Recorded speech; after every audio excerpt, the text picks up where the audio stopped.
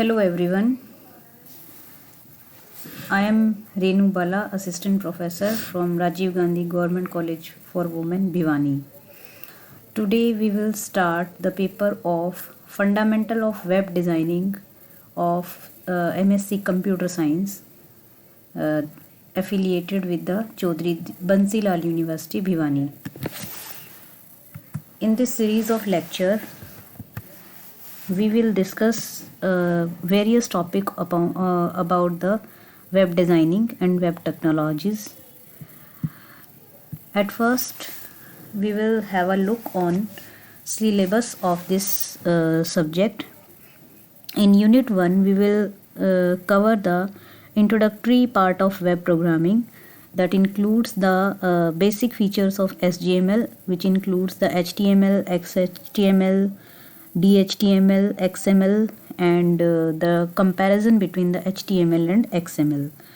And after that we will discuss about some basic topics on the XML documents and parsing of XML documents. And in this unit we will also discuss about the HTML programming, which will include the basic formatting tags, design of various attributes, align color, BG color, etc. And we will also discuss about the creation of table, creation of forms, and various controls which has to be included on the forms. And in second unit we will discuss about the cascading style sheet, which includes some advanced tools of HTML, and with respect to XML it is also been discussed. In Unit 3 we will discuss about the web application and information gathering tools, which includes the concept of HTTPs and concept of web servers. In last unit we will discuss about the server-side programming, which includes the PHP and various syntax in the PHP, which includes the defining variables, variable types, operators, and control flows in the PHP. And in the last we will discuss about the database connectivity of our HTML document and managing the databases with the help of MySQL database. So this is the syllabus which we will cover in this paper, and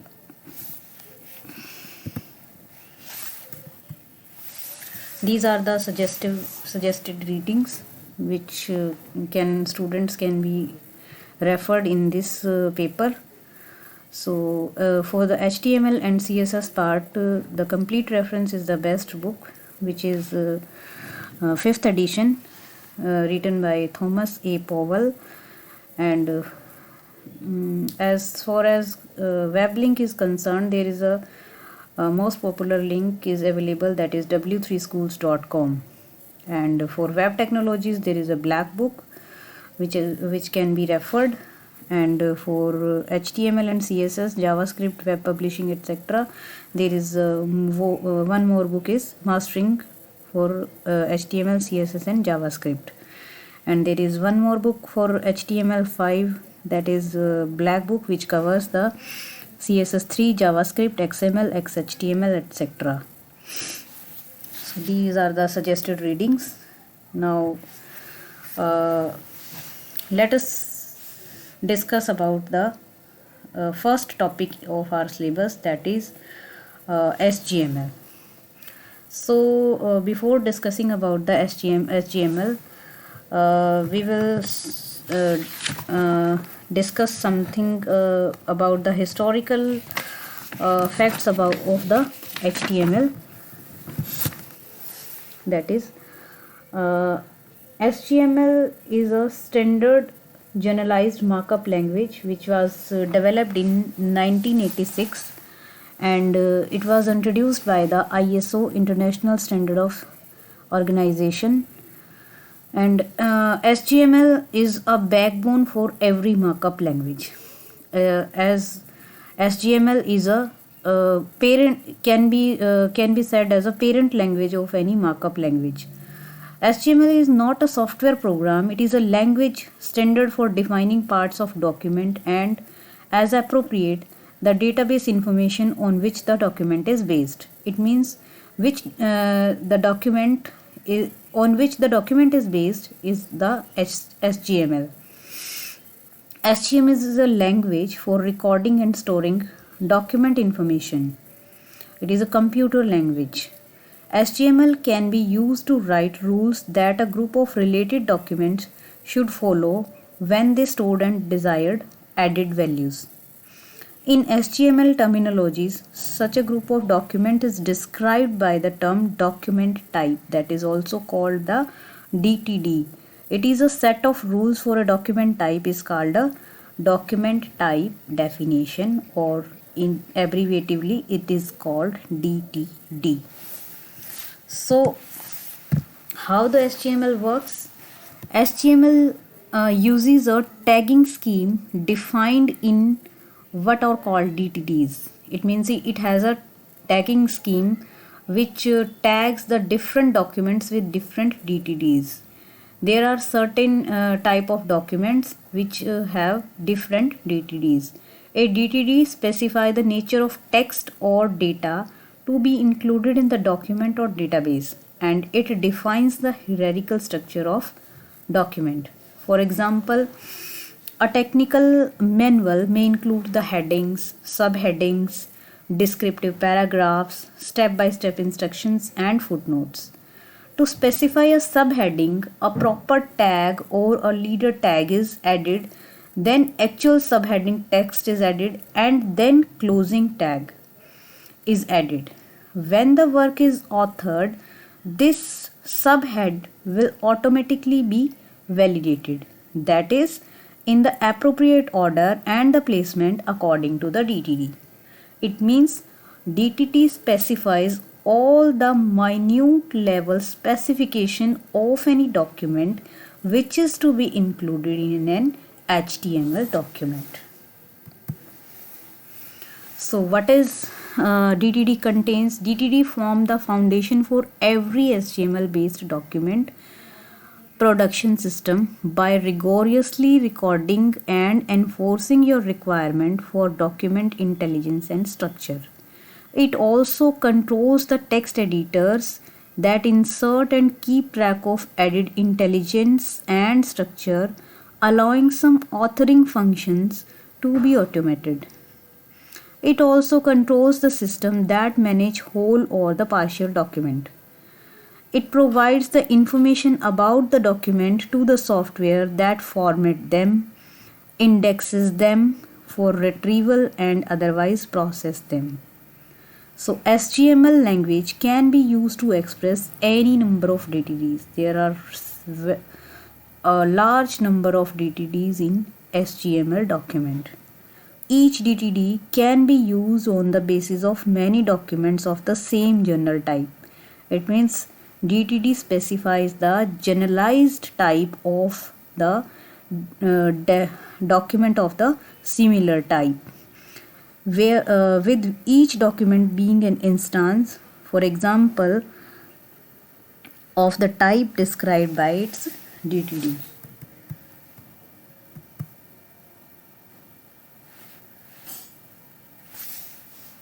So what is the HTML construct? HTML consists of the four parts. HTML document consists of the four parts. First is element. The HTML element, DTD declare elements, types that represent structures or the desired behavior. Each element type declaration have three parts. First part is starting tag, second part is content, and third part is end tag. It means element of any HTML element have three parts: that starting tag, that is the content of the element, and the ending tag.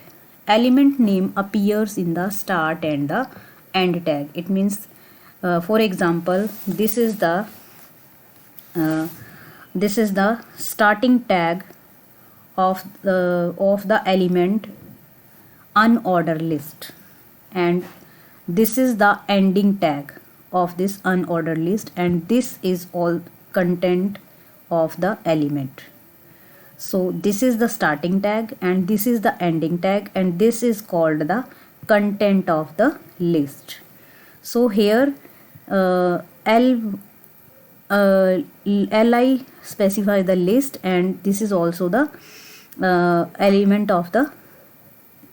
name of the element of HTML document. So element name are always case sensitive. It means it is also always written in uppercase. Second construct of the HTML document are the attributes. Each element has some associative properties called the attributes, which have some values. Attribute value pair is defined within an angular brackets. Any number of attribute value pair separated by space may appear in an element start tag, and attribute name is also always written in uppercase. It means it is also a case sensitive. Third construct is called the character reference. Character reference is a numeric or symbolic name for any character. It means characters are referred by any numerical or symbolic value are defined in this construct. This is useful for referring the rarely used characters. It means some characters which are rarely used in the documents are referred in this character reference.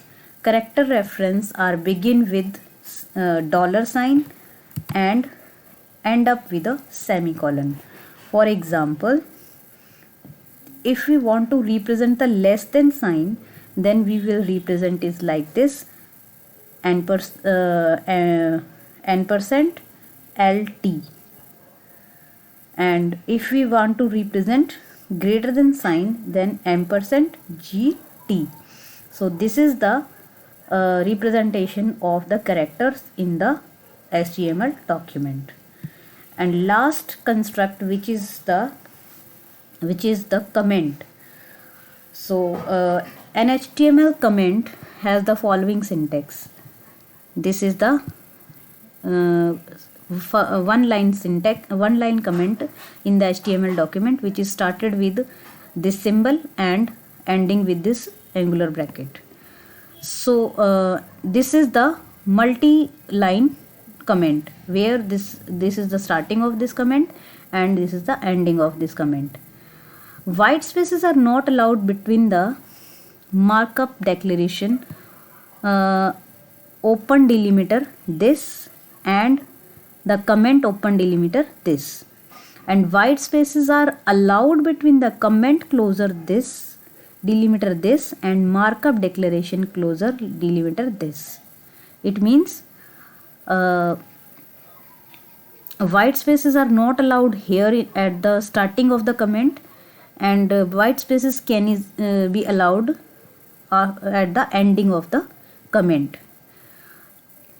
2 or more hyphens should be avoided inside the comment. It means hyphen is also in the syntax of the comment. Therefore, hyphen should be consecutively 2 hyphens are avoided in the comment.